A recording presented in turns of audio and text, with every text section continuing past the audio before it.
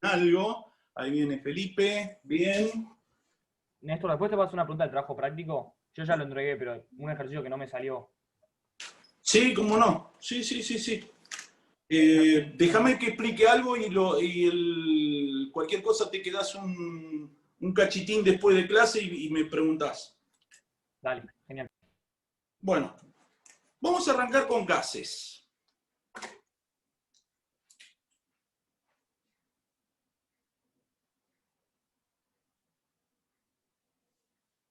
Yo les había prometido un videito y quédense tranquilos que se lo voy a grabar bien con todo lo que tiene que tener. Yo hoy lo que voy a explicar es lo básico como para poder arrancar con el tema de gases, básicamente para arrancar. Pero el video lo van a tener para poder ver todo lo de gases. ¿Ok? Bueno, los gases que vamos a ver nosotros son los gases ideales. ¿Sí? No vamos a ver gases reales, primero porque son muy complicados de estudiar, pero sí vamos a ver los gases ideales, que son gases que funcionan a baja temperatura y a muy alta presión. ¿Sí? Vamos a tener que tener en cuenta para gases, vamos a tener que tener en cuenta 4 cositas. La temperatura. Vamos a tener que tener en cuenta el volumen, vamos a tener que tener en cuenta la presión y vamos a tener que tener en cuenta la cantidad de materia. Ya voy. Esas son las 4 cuestiones que vamos a tener en cuenta. La última, ustedes ya conocen cuál es la unidad de cantidad de materia y saben qué es el mol. Así que de esto no voy a volver a hablar porque ya lo saben. Temperatura. Lo que vamos a utilizar de temperatura es la temperatura Kelvin. La temperatura Kelvin también la llaman escala absoluta. Escala absoluta. ¿Por qué escala absoluta? Porque tiene valores solamente positivos o un 0. ¿Está? Pero el 0 es tan baja la temperatura en grados centígrados que prácticamente no se utiliza. Entonces, lo que sí vamos a saber es que la menor temperatura que existe es menos 273 grados centígrados. A esta temperatura, o a una temperatura cercana a esta, se forma un nuevo estado de la materia que se llama condensado de Bose-Einstein.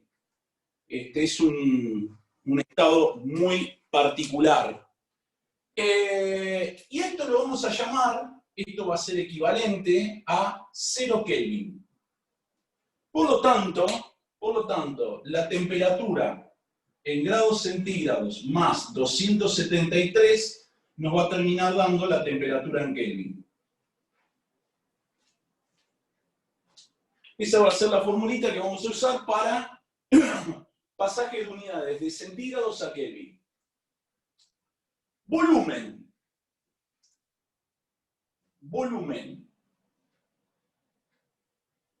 Volumen, ustedes ya tienen que saber que kilolitro es equivalente a metro cúbico, litro es equivalente a decímetro cúbico, y que mililitro es equivalente a centímetro cúbico. Que un metro cúbico o kilolitro son 1000 decímetros cúbicos o litros y que son igual a 1.000.000 de centímetros cúbicos son mililitros y que un decímetro cúbico son 1000 centímetros cúbicos. Eso sería lo que se trabaja con gases. A ver, se puede usar hectolitro, decalitro, decilitro, centilitro, se puede utilizar, pero no es común, es más utilizable el metro cúbico, decímetro cúbico o centímetro cúbico, ¿sí? Bueno, ahí tienen las unidades de volumen. Y ahora vamos un poquitito a detenernos en lo que tiene que ver con presión.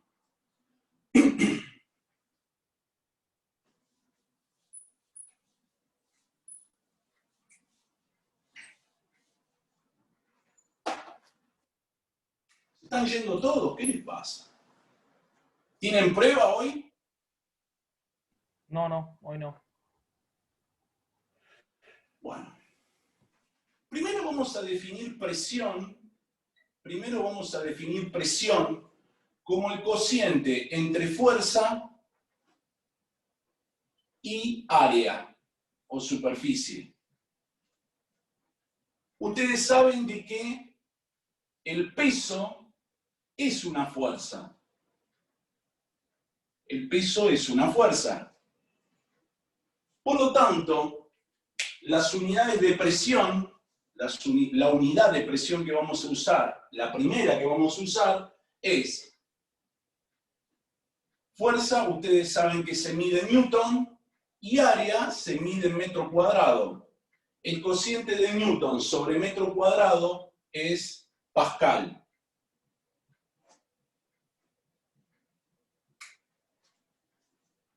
El cociente entre Newton y metro cuadrado es Pascal.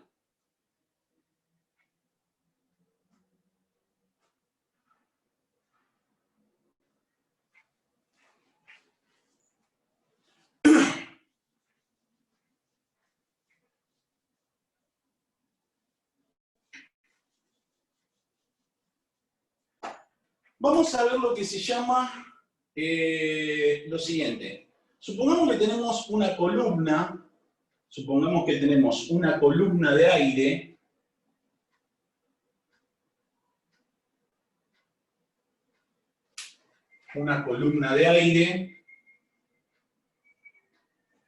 que tiene la altura de la atmósfera.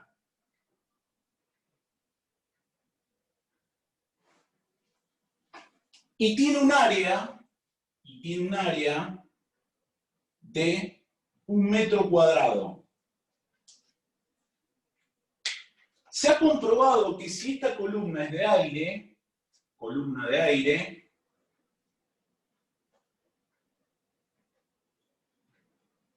el peso es igual a 101.300 newton.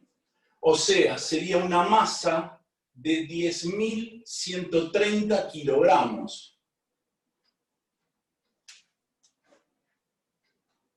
Entonces, fíjense qué interesante, porque esto es lo que tenemos nosotros sobre nuestro cuerpo. 10.130 kilogramos de aire lo tenemos sobre nuestro cuerpo por metro cuadrado. O sea, tenemos 10 toneladas de aire encima nuestro. ¿Cómo no morimos aplastados? Sería la historia. ¿Sí? Entonces, podemos decir que la presión atmosférica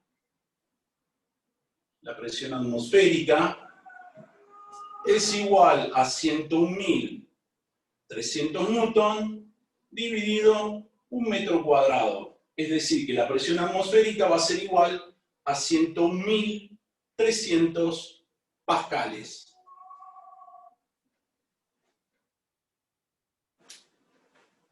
¿Sí? Entonces, ahí ya tenemos nuestra primera unidad de presión, que sería el pascal, y esto va a ser equivalente. Si yo lo divido por 1000, me va a quedar 101,3 kilopascales. Si lo divido por 100,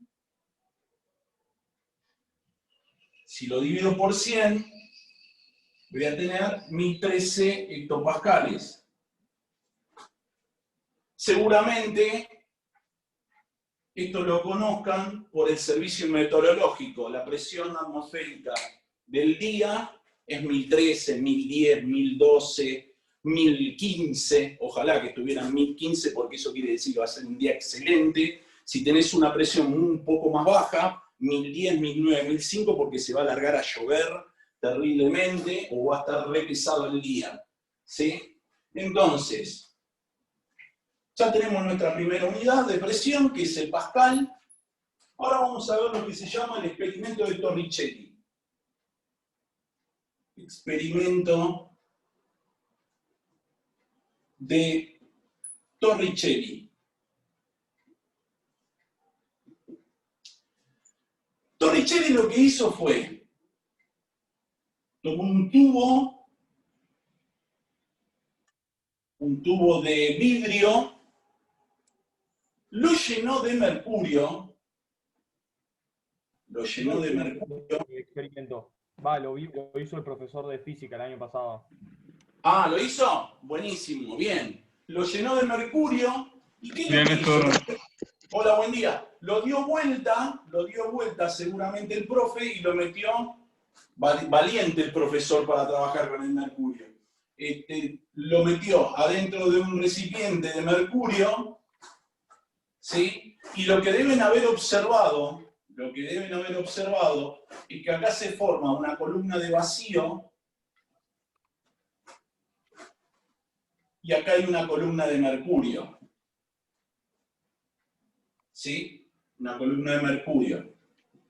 Torricelli lo que plantea es lo siguiente, a ver, la lógica a uno le dice que si yo tengo un tubito con un líquido, esto se debería escurrir, ¿sí? Esto debería escurrir, se tendría que ir para el recipiente. ¿Qué es lo que ocurre? Llamativamente tiene que haber algo o alguien que empuje el líquido para que suba hasta una altura determinada. Bueno, esa es la presión atmosférica.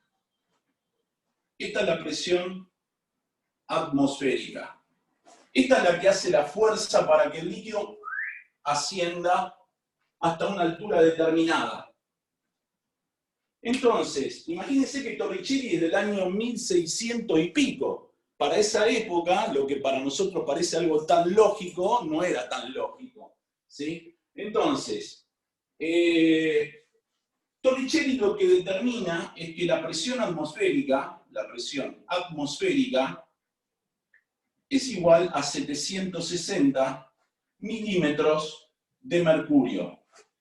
Lo que hoy actualmente se conoce como 760 Torricellis. Le pusieron el nombre de este muchacho. ¿Por qué no usó agua?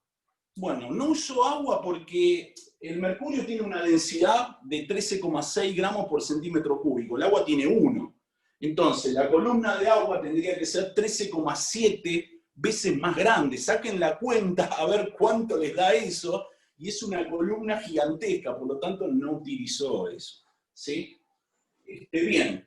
Entonces, ya podemos armar una equivalencia que sería la siguiente.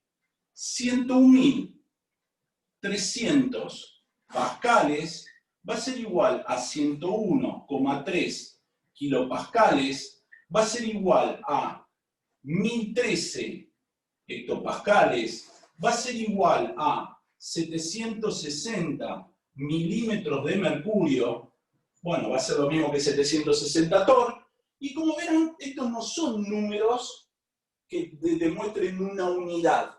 Por lo tanto, los científicos lo que hicieron, inventaron una unidad, el 1, que va a ser atmósferas. Una atmósfera.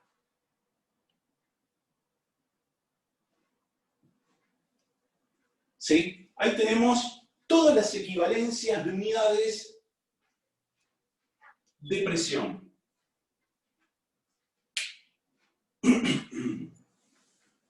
¿Para qué lo aplicaron a esto? ¿Para Arquímedes? ¿En física? Sí, creo que sí. Para Arquímedes. Exacto, bien. Sí, seguramente lo deben haber usado para Arquímedes. ¿Eh? Para neumostática lo vimos. Neumostática, claro. Está, listo, bien, perfecto. Entonces,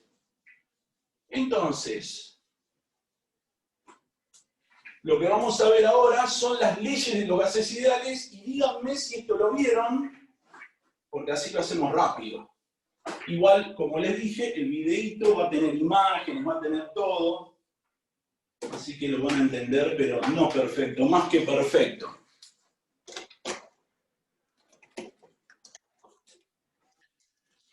Leyes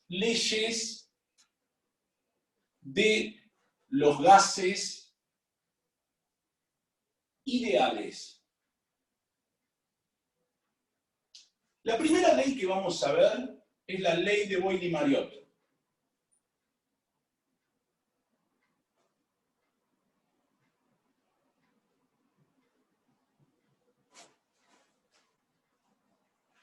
Quiero contarles un poquitito, un chismecito. El señor Mariotte, al igual que otro que va a aparecer en la siguiente ley, eran personas que tenían como hobby viajar en globo. Por lo tanto, ellos estudian los gases científicamente en el año 1760, 1780 más o menos, no recuerdo bien el tiempo, sé que es en el siglo XVIII. ¿Para qué? Para mejorar la tecnología del viaje en globo. Eran personas aristócratas y como no tenían nada que hacer con su guita, se dedicaban a la ciencia y por lo tanto viajaban en globo, ¿sí? Como el amigo Montgolfier, que es el que primero viajó en globo, ¿sí? Así que bueno, este muchacho se dedicó al estudio de los gases y Robert Boyle fue el que le dio el nombre, fue uno de los que le dio el nombre a la ciencia esta que estamos estudiando, que se llama química. Anteriormente se llamaba filosofía natural, ¿sí? Ese era el nombre que se le daba al estudio de la física, de la química y la biología, ¿sí? Bien. Entonces, ¿qué dice la ley de Boyle-Mariotte? La ley de Boyle-Mariotte dice que a presión constante, a presión y cantidad de materia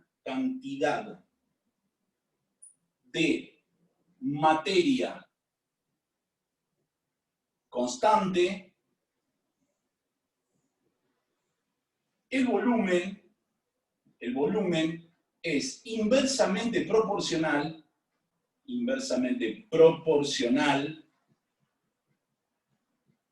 a la presión.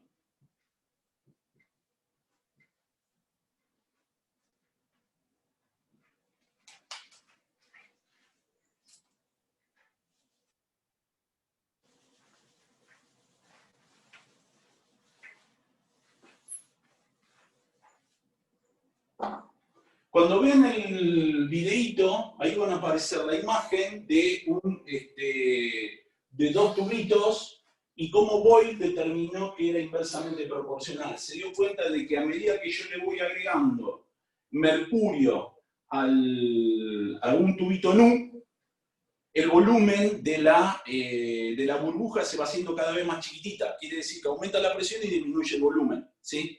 Entonces, inversamente proporcional sería presión multiplicado por volumen es igual a una constante K. Y recordemos que K es mol y es temperatura.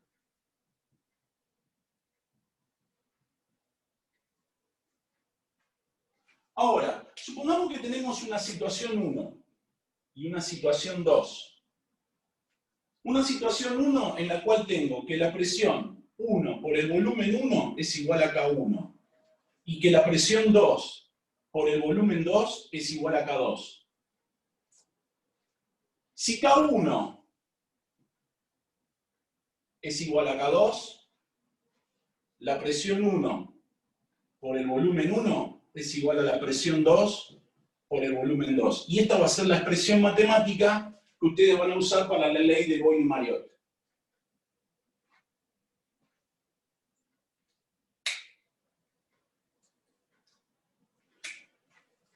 Si yo hago un gráfico de presión en función del volumen, como es inversamente proporcional, lo que vamos a tener es un arco de hipérbola. ¿Sí? Y como esto es a temperatura constante, este gráfico recibe el nombre temperatura constante,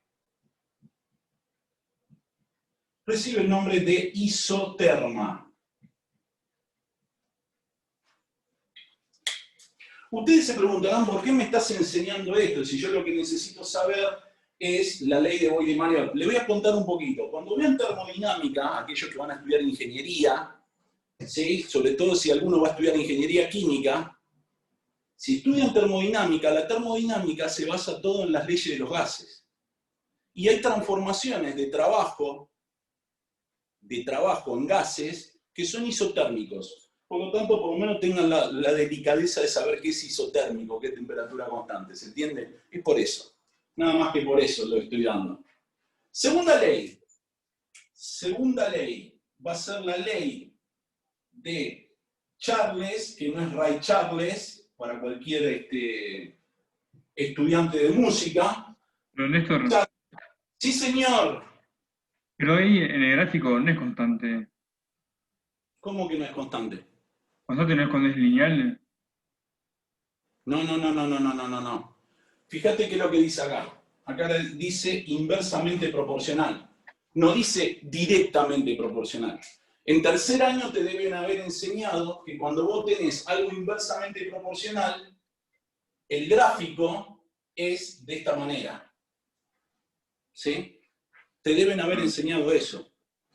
Lo dudo, pero bueno. En tercer año te deben haber enseñado que algo directamente proporcional es así. Bueno, perfecto. Pero pará, porque yo soy un boludo porque no te expliqué algo, no les expliqué algo, perdón, discúlpenme. ¿Qué implicación tiene que la presión por el volumen sea igual a una constante K? Que si aumenta la presión, perdón, si disminuye la presión, aumenta el volumen. Y si disminuye el volumen, perdón, si aumenta la presión, disminuye el volumen. Por lo tanto, fíjate qué interesante, porque si vos tomas dos puntos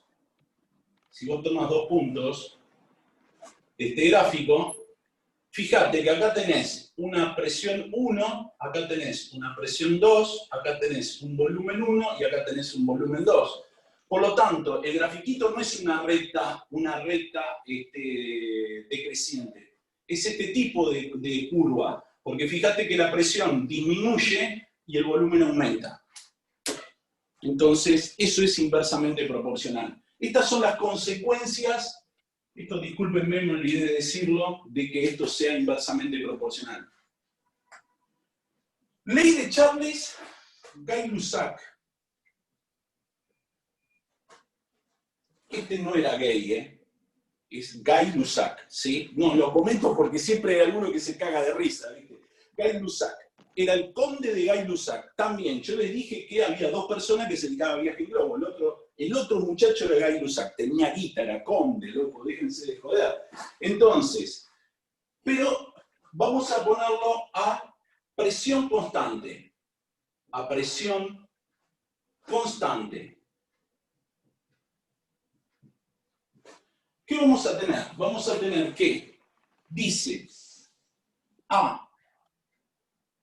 perdón, discúlpenme, acá me equivoqué. A temperatura, borren esto porque acá me equivoqué y no me di cuenta yo. A temperatura y cantidad de materia constante es acá. ¿Sí? Por favor, cambien esa palabra porque está mal.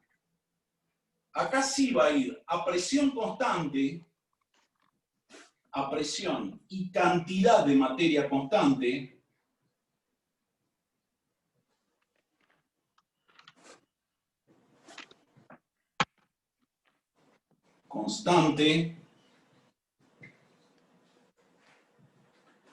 el volumen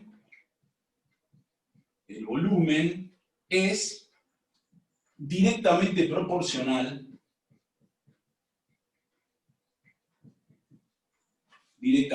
proporcional a la temperatura.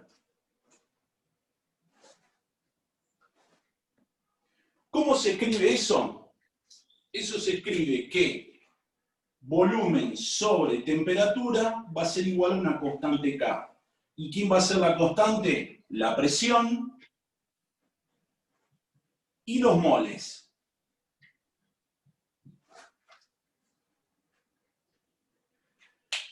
¿Qué implicación tiene esto? Que sean directamente proporcional, volumen sobre temperatura. Que si aumenta el volumen, aumenta la temperatura. Si disminuye el volumen, disminuye la temperatura. Esa sería la consecuencia de que sean directamente proporcionales.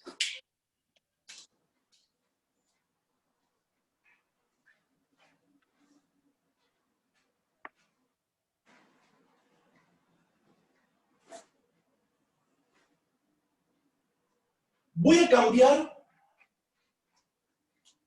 esto que está acá, lo voy a adaptar a lo que estamos viendo ahora.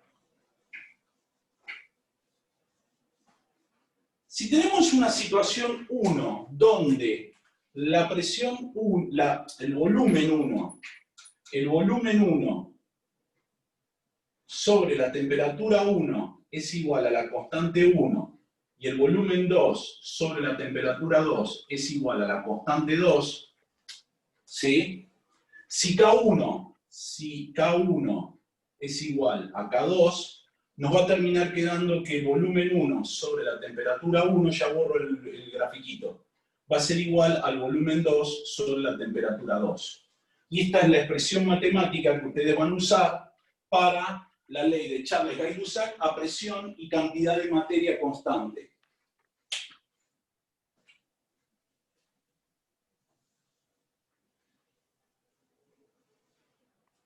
¿Cómo se infla un globo aerostático? ¿Alguno sabe? Con aire caliente. Con aire caliente, exactamente. O sea, yo tengo el globo desinflado a temperatura ambiente, caliento la temperatura, aumenta la temperatura, esto aumenta, por lo tanto el globo se infla. Eso fue lo que descubrió nuestro amigo Gay-Lussac.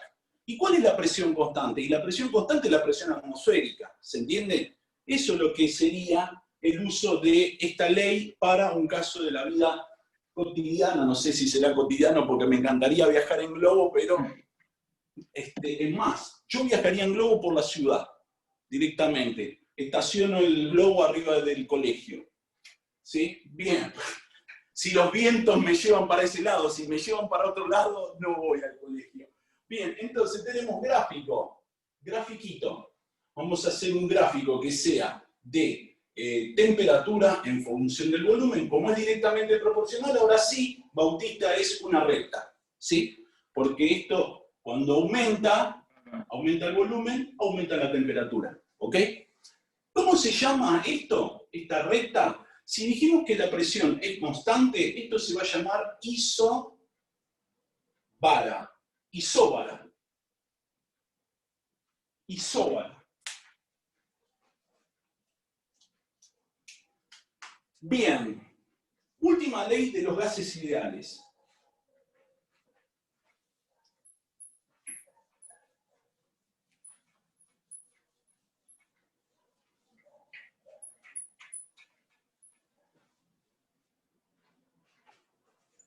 La tercera ley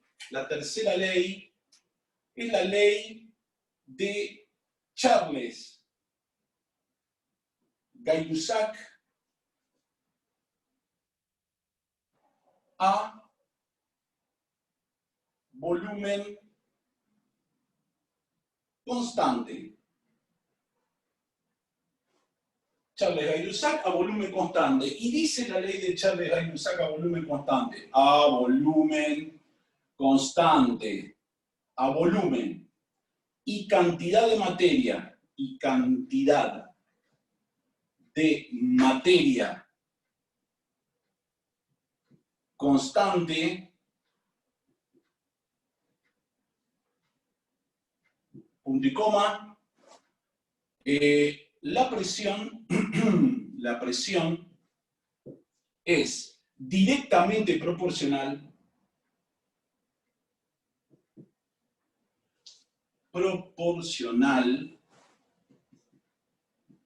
a la, y no es Alá, Dios para los musulmanes, a la temperatura.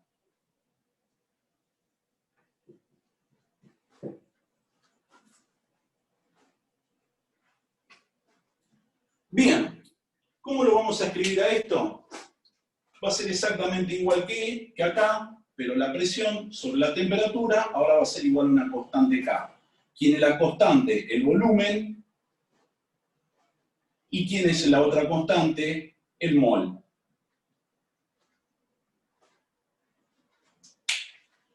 ¿Qué vamos a cambiar acá? Situación 1, en vez de volumen, vamos a tener presión.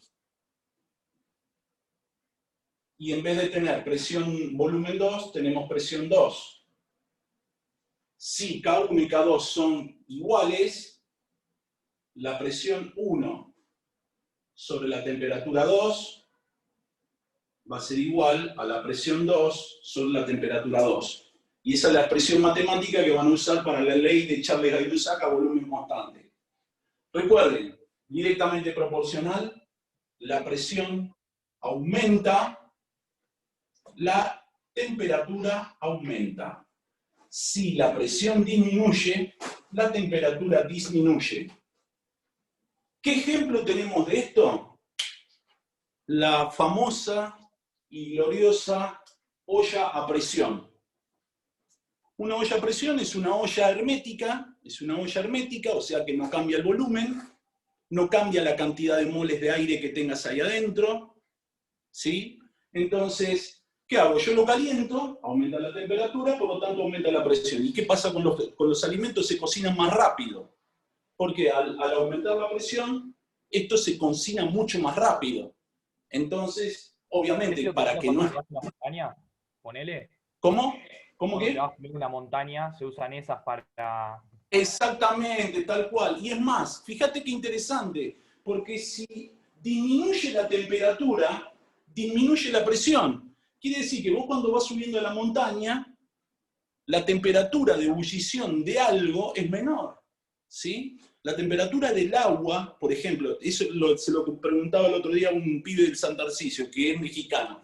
¿Te acordás a qué temperatura en México hierve el agua? Seguramente no es 100 grados. ¿Por qué? Porque está a mayor temperatura. ¿Se entiende? Entonces, vos le das menos calor y entra en ebullición rápido el agua. ¿Se entiende? Y se cocina más rápido. La olla a presión se usa mucho en Brasil. ¿Por qué? Porque Brasil no tiene, bueno, no tenía en realidad, porque ahora sí tienen plataformas en el océano para obtener petróleo, pero es más nafta que gas. Nosotros tenemos un petróleo muy rico en gas. Entonces, nosotros podemos consumir tranquilamente el gas, que no hay ningún tipo de problema, pero ellos al no tener tanto gas, necesitan consumir menos gas, cocinas de gas. Entonces, lo que utilizan mucho, la olla, ¿cómo es? Dije, la olla hermética. La olla hermética, sí, sí, que no tiene nada que ver con Hermética, el grupo de rock argentino, obviamente, ¿no? Hoy estoy a full con los chistes. Estoy así. Ahora, si tengo temperatura en función de la presión, el grafiquito, que también es directamente proporcional, va a recibir el nombre de isocobra. ¿Sí? Lo que pasa es que arranqué tempranito, no sé si habrán tenido tiempo como para entrar un segundito al Instagram y vieron una publicación mía. Yo arranqué con esa música ya directamente. Estoy así. Néstor, eso, una pregunta. No entendí lo que hiciste ayer del Instagram de la oreja y de las partes del cuerpo. Quería Te llamó la preguntar. atención. Bueno, Sí. no sé si vos conocés, no sé si sabés que existe la terapia de acupuntura. ¿Qué es la terapia de acupuntura? La terapia de acupuntura, los chinos descubrieron que nuestro cuerpo, nuestro sistema nervioso, forma puntos de intersección del sistema nervioso. En esos puntos de intersección, ahí hay un punto de acupuntura. ¿Qué es lo que puede hacer? Te puede ayudar a no tener un dolor muscular, a descontracturar, a mejorar ciertas, porque la medicina china es muy integral, ¿sí? De hecho, exactamente. Pero en la oreja, ellos descubrieron que también hay puntos de acupuntura. como los hay en las plantas de los pies y lo hay en las manos, ¿sí? Entonces, llamativamente se dieron cuenta que la forma que tiene nuestra oreja es muy parecida, muy parecida a un bebé dentro de la panza de la mamá. ¿Por qué? Porque los puntos exactamente que corresponden a los órganos o a la parte que vos quieras en la parte de auriculoterapia son exactamente iguales a los órganos que tendría el bebé en la panza de la mamá. Por lo tanto, lo que planteo es, si vos tenés en tu oreja el bebé dibujadito, digamos, Claro. nuestra oreja es un fractal de nuestro cuerpo. Un fractal, no sé si ustedes saben, es una figura geométrica, que a medida que vamos entrando dentro de esa figura, se vuelve a repetir la misma figura y se vuelve a repetir cada vez más chiquitito. Como un loop, entiendo. ¿Sí? Eso es un fractal. Acá en nuestra oreja está el bebé, y si vos en el bebé está la oreja, y dentro de esa oreja del bebé hay otro bebé, o sea, así o no sería. Claro, exacto. Hay un bebé que uno no lo ve, obviamente, es la repetición. En tu oreja tenés todos los órganos de tu cuerpo. De hecho, apretarte, por eso yo estoy en contra de ponerse aritos en la oreja. ¿Por qué? Porque el que se pone muchos, vieron que las chicas tienen esa costumbre, o hay pibes que tienen esa costumbre de llenarse de aros las orejas. Eso es muy malo. ¿Por qué? Porque vos no te das cuenta, pero estás afectando aparte a tus órganos de tu cuerpo. Lo estás afectando, ¿se entiende? Es más, hay una terapia que vos agarras si querés adelgazar y te ponen como si fuera una semillita en una zona, en esta zona. O te ponen una cosita muy chiquitita para que haga presión ahí. Y vos adelgazás. Querer o reventar, ¿sí? Bien. Bueno, lo que dices es que Sí. en la oreja están los mismos puntos que en la forma del bebé, o sea, eso es como la... Que en todo tu cuerpo, O sea, la acupuntura es la auriculoterapia, cómo trabaja por reflejo. O sea, si yo me aprieto acá, va a tener un acto reflejo en alguna parte de mi cuerpo. De hecho, esto hagan la experiencia ustedes, ¿eh? Yo se los enseño y cada uno hace lo que quiere. Hay días que uno tiene un dolor de cabeza terrible. Si ustedes se apretan así, miren mi mano, así, ahí, te lo apretan durante unos 5 minutos, lo tienen apretado, van a ver que el dolor de cabeza va a disminuir. Va a disminuir. ¿Por qué? Acá, mirá, ¿ves mi mano? Acá, en esa zona, ahí, vos te apretás ahí y el dolor de cabeza te va a disminuir. ¿Por qué? Porque justamente en la mano tenés el punto reflejo de la cabeza. ¿Sí? Es algo rápido. Bueno, primero y principal, quiero comentar una cosita. El dolor no existe. El placebo. El dolor no existe. Exactamente, Nacho. Está todo ahí. Porque fíjense que seguramente les debe haber pasado que están con un dolor de cabeza terrible y se ponen a hacer algo que a ustedes les gusta y el dolor de cabeza se va. Se va.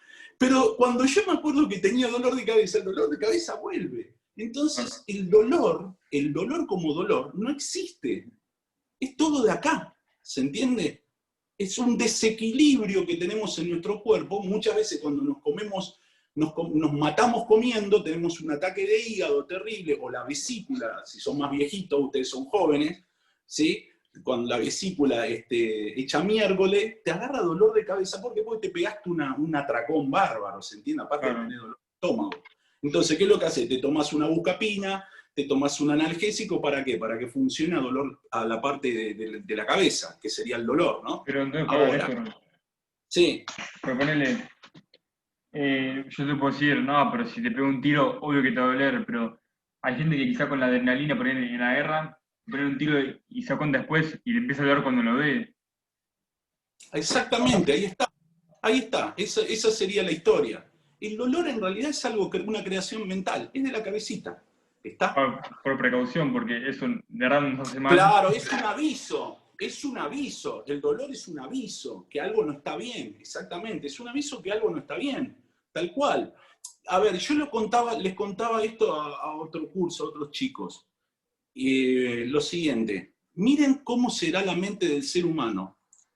Y lo vi hace poquito, hay un programa que está excelente, que es Lo Inexplicable de William Shatner. William Shatner es el del Viaje de las Estrellas, el capitán, no me acuerdo cómo se llamaba. ¿Qué es lo que ocurrió? Una persona tiene un accidente, me parece que iba en bicicleta, me parece que era en bicicleta, y fue atropellado por una camioneta, creo que fue así la historia. Y quedó atrapado abajo de la camioneta, y no podía salir, y tenía todo el peso de la camioneta sobre él, ¿sí? Entonces, ¿qué pasó? Vino un chabón que venía en una camioneta, vio la situación, se bajó, y sin pensar, cazó la camioneta en la parte delantera, donde tenés el motor, que ahí tenés por lo menos 2.000 kilos, seguro, 1.000 y pico de kilos, y el chabón la levantó, la sostuvo, y el otro flaco salió de abajo de la camioneta y después la bajó. Y vos decís, ¿cómo carajo puede ser? ¿Por qué? Porque no lo pensó. Nosotros hacemos cosas que si no las pensamos, para nosotros es irrealizable. Pero sin embargo, si vos no lo pensás, lo haces. ¿Cuándo supuestamente pasó eso? Eso pasó en Estados Unidos. ¿Pero cuándo? No tengo ni idea, tenés que buscarlo. Lo vi a eso y me encantó. Eso me encantó. Porque no, eso me parece que sacado de un libro de Víctor Hugo. No, esto lo contó un chabón, no sé, no tengo ni idea. En Miserables hay una situación muy parecida. De un tipo que iba andando en un carruaje, y como se queda atajado el carruaje y llama al Sam. Vos me estás hablando de Los Miserables. Los Miserables, sí. Los Miserables, claro, exactamente. El chabón no lo piensa y lo hace. Ustedes, si supieran las cosas que haríamos nosotros, y esto lo digo muy en serio, esto lo digo muy en serio. En otra clase que tengamos un poquitito de tiempo, les voy a contar una experiencia que yo no vi, pero sí que sé que vieron gente conocida mía, y no era una persona que lo vio un grupo grande de personas. Hacer una experiencia que si vos lo pensás es imposible. Pero lo dejo para otro momento, así termino con toda la parte teórica de gases. ¿Sí? Vale. Bien, bueno. Entonces, esas son las 3 leyes de los gases ideales. Pero nosotros podemos juntar todo esto en lo que se llamaría la ley general de los gases ideales. Ley general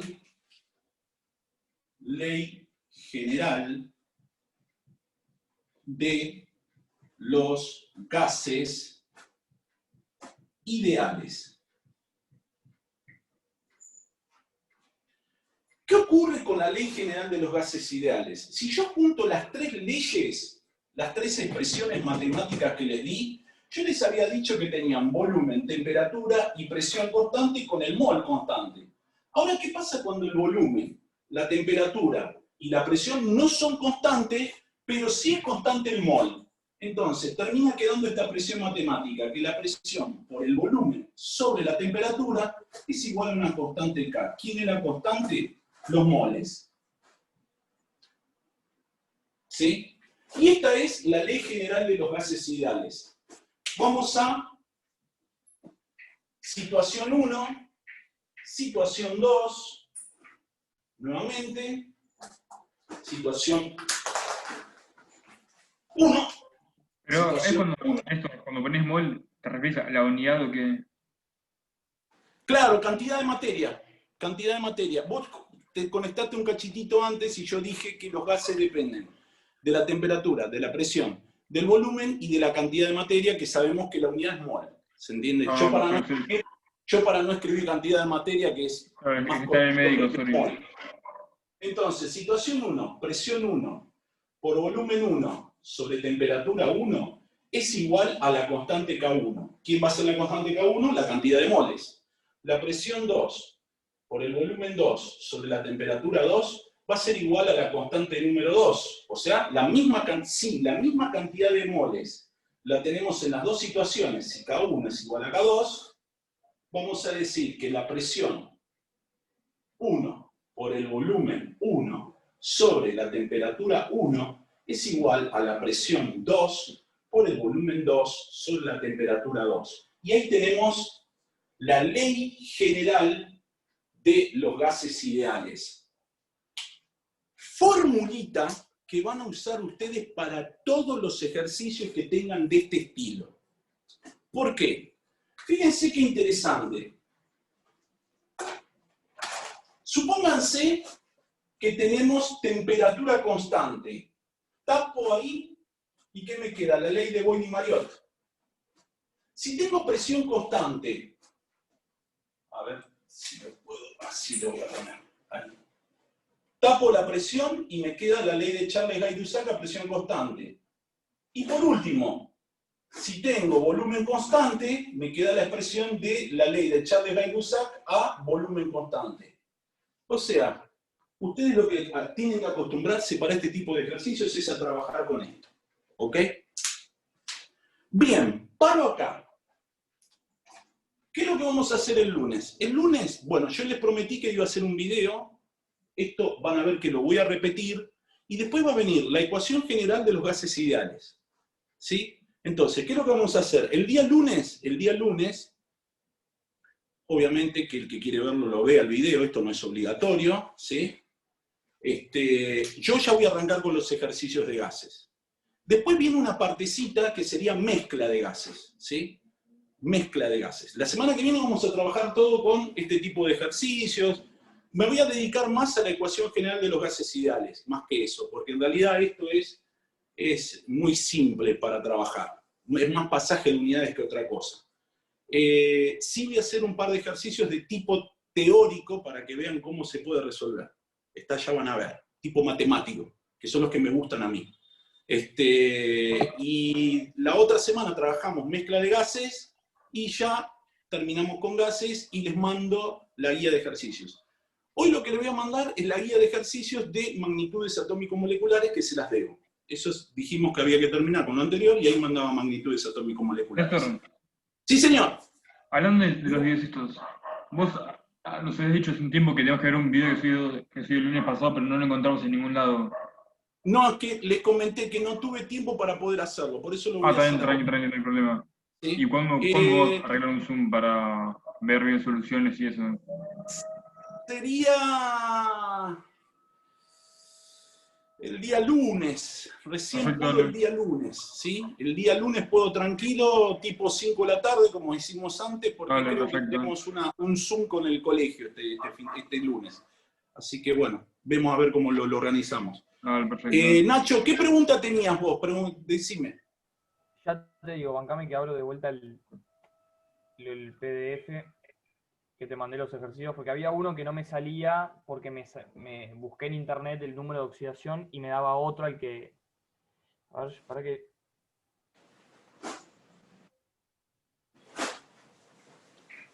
Acá, el que es zinc y azufre. Zinc y azufre. ¿Es ZN azufre así? Claro, y vos dabas zinc 3, azufre No, 2. está mal. Ah, ok. Claro. Es así. Y esto sería el sulfuro de zinc. Sulfuro de zinc. ¿Sí? Es así. El Claro, zinc tiene número de oxidación 2. Claro, no, yo no lo hice y nada, como que lo dejé en blanco y puse que el azufre no tenía número de oxidación, o sea, -3. Bien, Perdón. perfecto. Perfecto, Sí. está. Ahí lo tenés. Bueno. Igual ya te lo mandé. Ok, listo. Bueno, jóvenes, los dejo en libertad. Nos vemos el día lunes y chicos, Vale. les organizo eso para el lunes a ustedes también. Ahora Les aviso por la plataforma, por el mail, les aviso cuando llega el mail, se los mando a todos para que lo vean. Dale, un abrazo grande, buen fin de. Chau, chau. Nos vemos.